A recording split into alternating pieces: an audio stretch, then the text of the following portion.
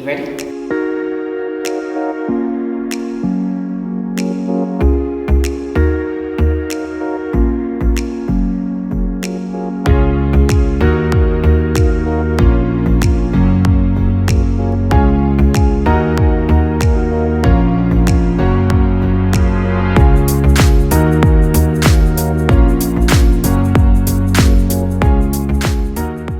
So today I come to share my life. I come to share my truth about who I am.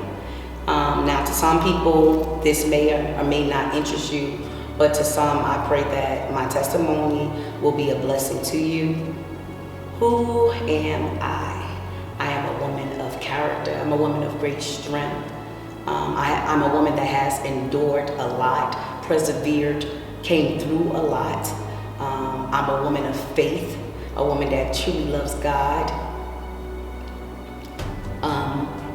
I'm also a woman that has gone through a great deal of traumatic, has gone through a great deal of chronic, prolonged traumatic experiences that I can say that,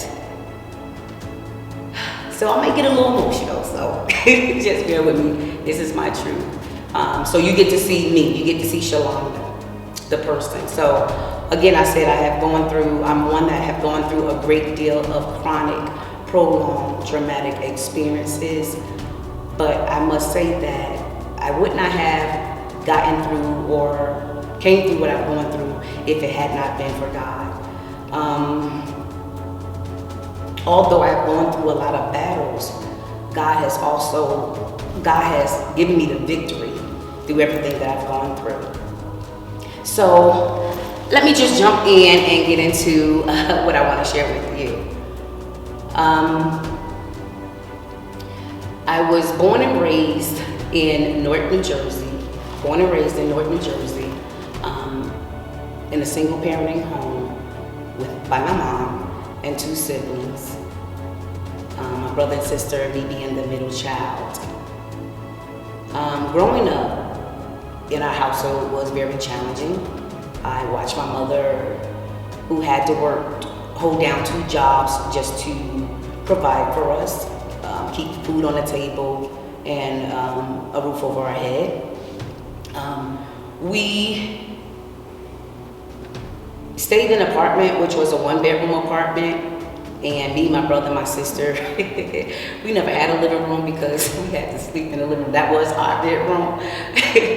So growing up was, like I said, very challenging, very tough. And I watched my mother go through go through a lot of challenges. I watched her. It was just very hard for her, Now going through that, also growing up, I was one that felt alone, felt rejected. I needed a lot of love. I was very vocal, I was very vocal in expressing what I wanted and what I needed. Now, in the course of me growing up, I want to go back to when I was about 9 or 10 years old. And then I'll bring you back to where I was talking about the need to be loved and growing up, how it was challenging. I stated it was in our household. My mother was not one to show a lot of affection. She was not, I think her love language, I should say, was one of being a provider. Just providing in the home and making sure that, we were, taking care of the best that she could. But outside of that, I was hungry for love. I was hungry to be loved. So our relationship, we didn't have a mother and daughter relationship. We never had a close relationship, a mother and daughter relationship. It was one as, do as I say, and that's just it, So just to go back a little bit, I want to say I was around 10 or 11 years old. Just want to go back and I want to talk about an incident that that had happened in my life that I think could possibly be the reason why there was no connection between me and my mom. When I was around 10 and 11 years old, I confided in my mother about a traumatic experience, which one of them of being abused, sexually being abused by her boyfriend. And I remember my mom, she had to work, so her boyfriend, who also lived with us, had to, well, he was, would watch us. My mom worked overnight. So also my brother, he never stayed home. My sister, she lived, stayed, oftentimes with her godmother, so I was left at the house. And I remember one night, he decided to come where I was while I was watching TV and, began to perform sexual acts, as I should say, sexual acts.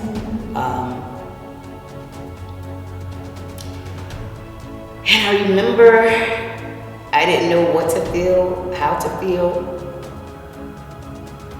I didn't know if it was right or wrong because I wasn't taught that. I grew up in a house, as I stated, that we were told just what to do. There was no communication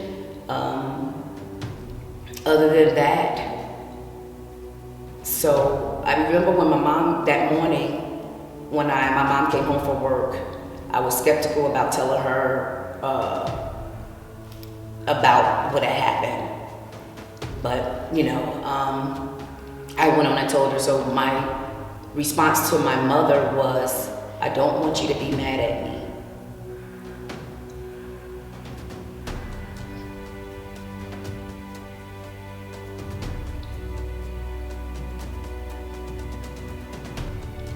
I'm sorry.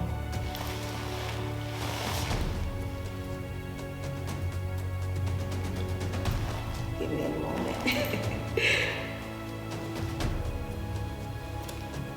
Don't mind me. So my response to my mom was, I don't want you to be mad at me, but I want to tell you something. So my mom, she was very hard. So she was very hard to communicate with because she was just mean. She was mean. She wasn't welcoming.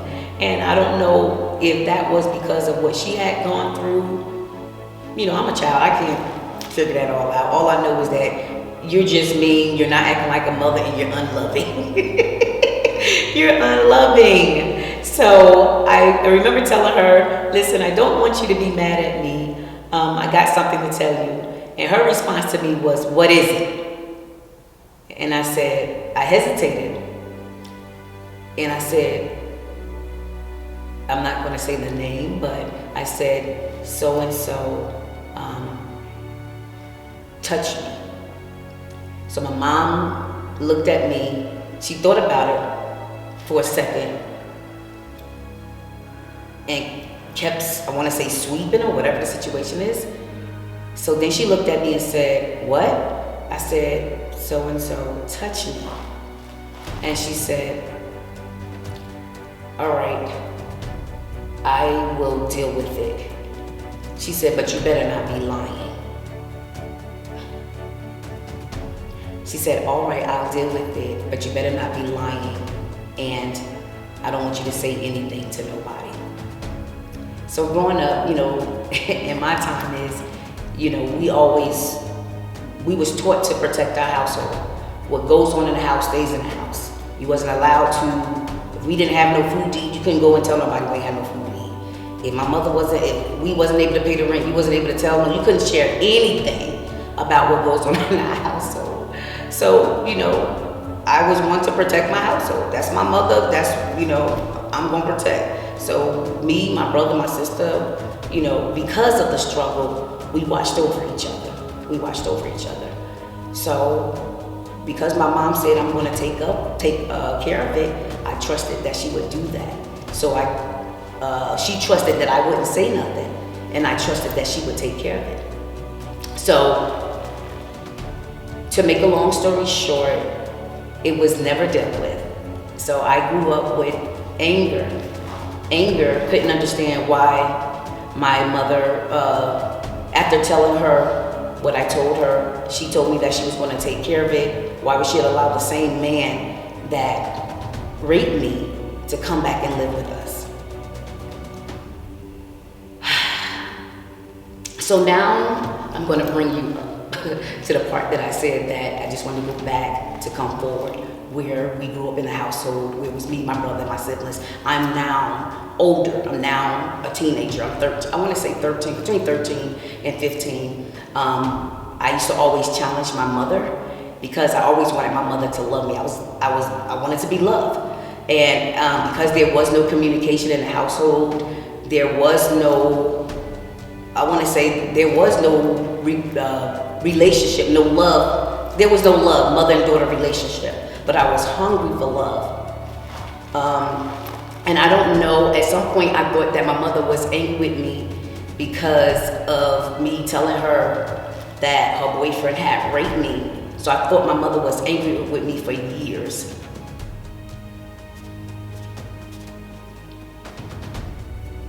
I'm sorry, y'all.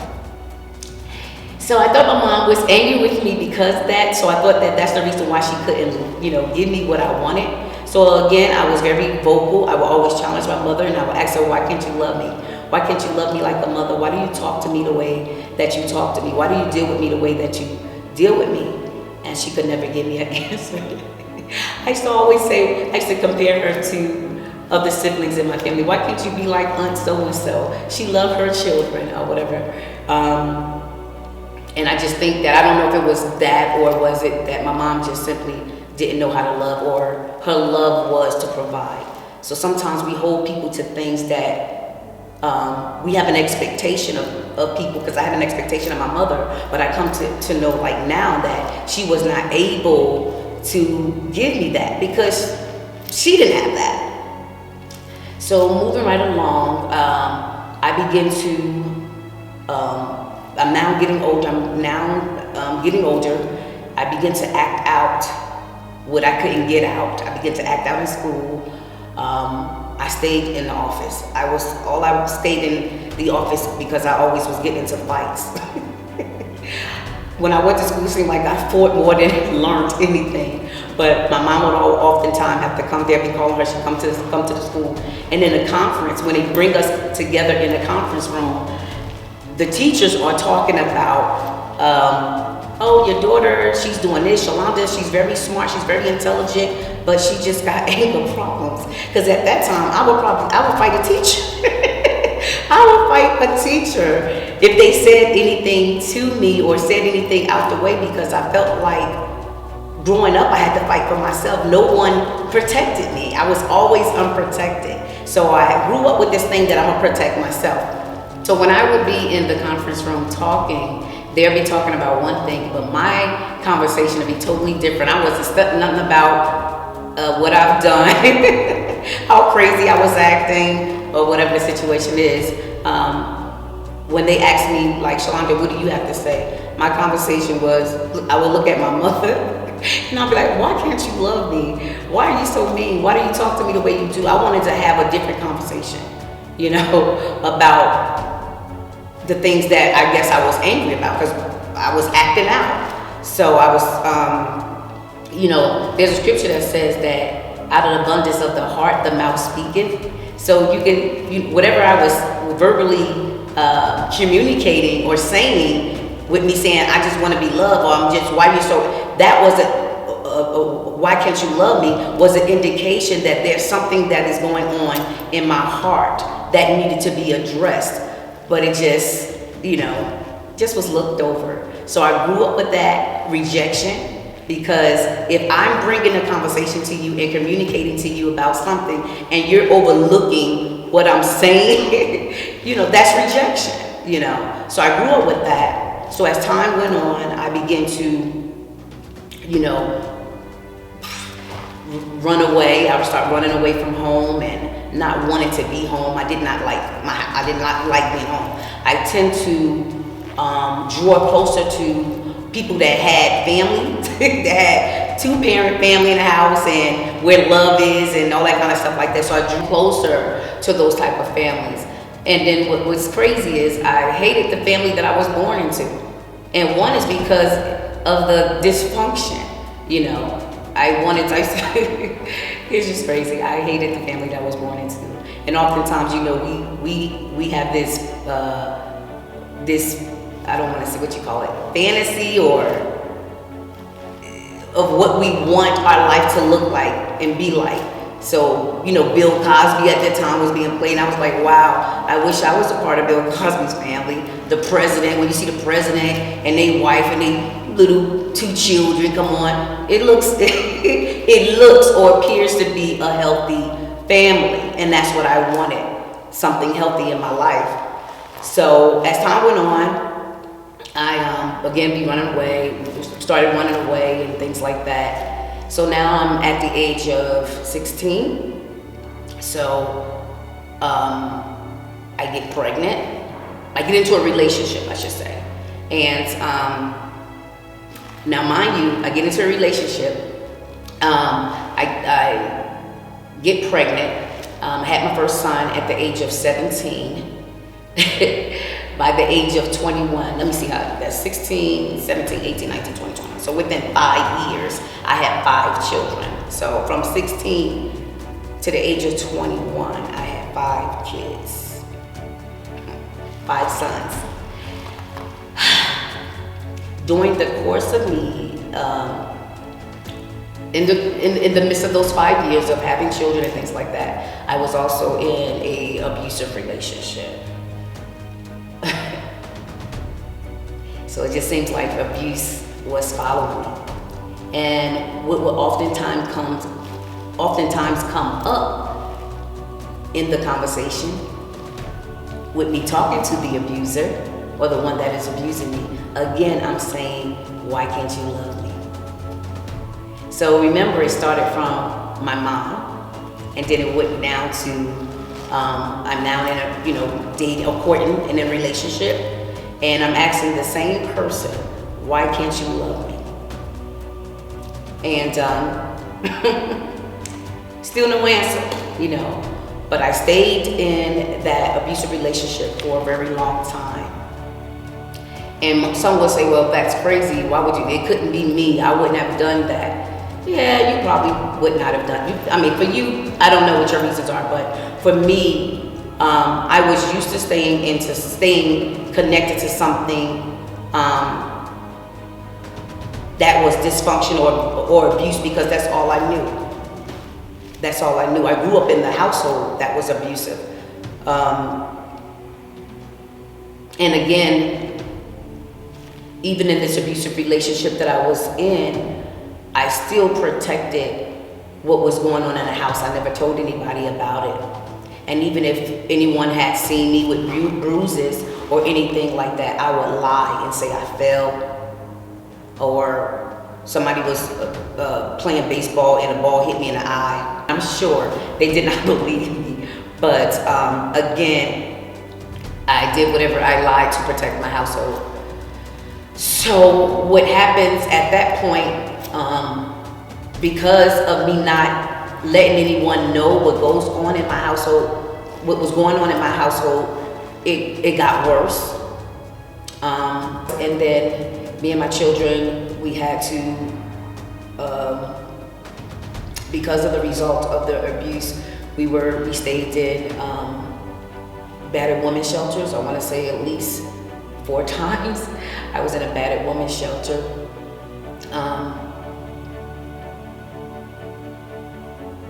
And I just remember saying to myself, like, God, you know, I just didn't know what to do. And keep in mind, I tried to get help because I felt like I was an unfit mother, and what my children was going through, they didn't deserve that, because I always made a promise. I made a promise to myself that I couldn't hold or keep at that time. I made a promise that the things that I have gone through, I would never do to my children. I'm going to protect my children.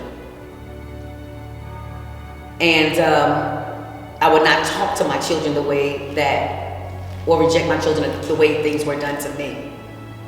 But what I did see is a cycle going on.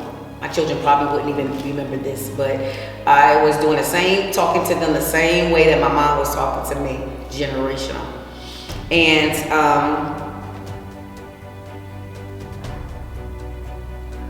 I remember one day calling 911 because I thought I was an unfit mother, and I asked them, can you please come and pick up my children? I cannot provide for my kids. And the reason why I stated that I could not provide for my kids, because outside of being in the battered women's shelters, there's times that me and my children didn't have any place to stay, that we had to sleep in abandoned apartments with no bed. We just like kind of laid blankets down and things like that.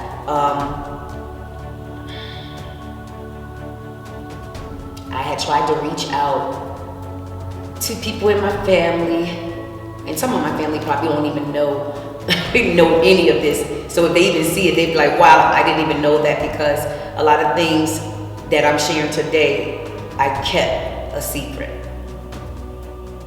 I protected my abusers. I protected my household. So it definitely feels good to be able to share what I'm sharing with you today. That's why I said I pray that someone be blessed by some part of this testimony or what I've gone through. So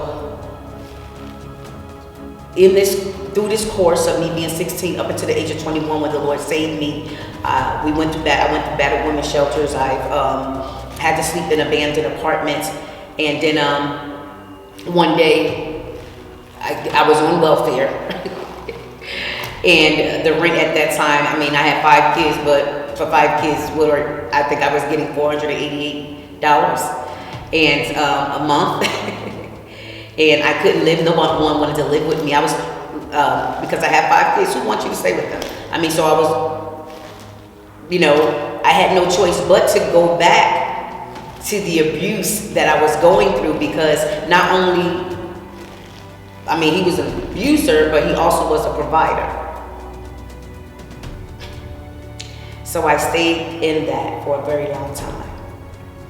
So just to make a long story short, one day we got separated. I was in my house, and I remember just being tired of being addicted to drugs. Just tired of where I am, didn't have no direction. I tried to reach out to people in regards to, I tried to go to church, and I was turned away on that end. So I continued a life of drugs. And then one day when I was in a house, or in my house, I remember my children getting up and they said, "Mom, we're not going to school today." And I remember that night, while I was getting high, as you should say, I remember saying, "God, I'm just so tired." I didn't even know God. I didn't even know He really exists. I just talked to Him, but I never knew Him like I know Him now.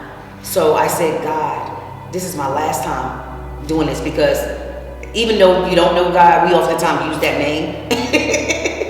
So I said, "God, this is my last time doing drugs," or whatever like that. So I remember getting up in the morning, and my children came in the room and they said, "Mom, we're not going to school today." And I said, just go back in the room. Go back in the room. I got up that morning and I began to start sweeping and cleaning up. I put my children in another room, and I began to, I still had drugs left over from that night. And I can't even tell you what had happened, how it happened, but I had a choice. So as me sweeping, and remember I told you I didn't even know who God was. And I remember that I began to just start making confessions. Didn't even know nothing about repentance. I just started making confessions. I started saying, "Lord,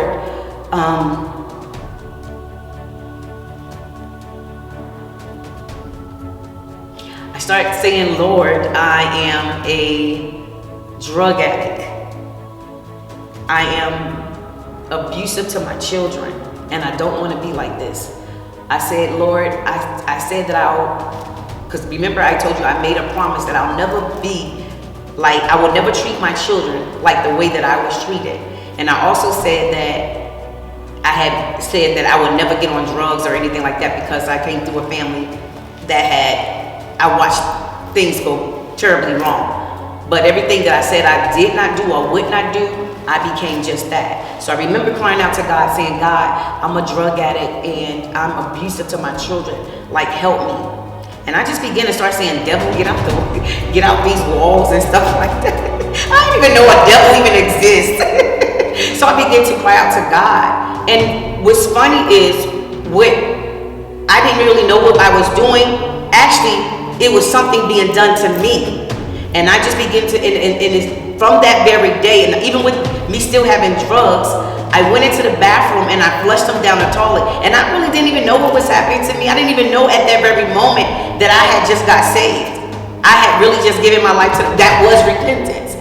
And I just began to say, I immediately started changing things about my life. I mean, I was changed instantly. I had not went to no drug rehabilitation. God took the taste out of my mouth. I said, God took the taste out of my mouth. He immediately changed my way of talking. Where I used to be a cusser, oh my God, I will cuss you out. He took the taste of me even wanting to cuss. He changed my whole language. And I want to say that around this time, my children was about, because I had 5, so I want to say maybe 10 going down. And they don't even have no knowledge of this even ever happening. All they know is who I am now.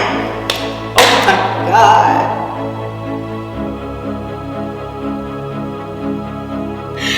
So I made a promise, but God understood that I could not keep it that way. I could not keep it that way, but my promise was able to be kept through me, through salvation, through God coming into my heart and changing my life. So my kids don't even have no knowledge of me cussing them out. They don't have no knowledge of me doing drugs. They don't have no knowledge of any of that besides me telling